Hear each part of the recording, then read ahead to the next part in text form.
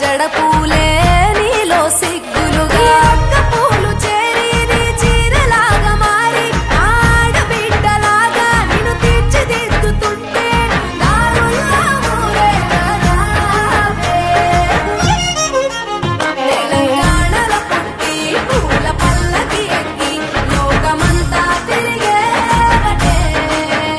పాలసంద్రం పూలే పూల సంద్రాలయ్యి నిన్ను అభిషేకించేనే. మెట్టి నిల్లు వీడి చెల్లి పుట్టి నిల్లు చేరే వేళ అట్టరాని ఆనందాలే పల్లెటూరుకొచ్చేనంట.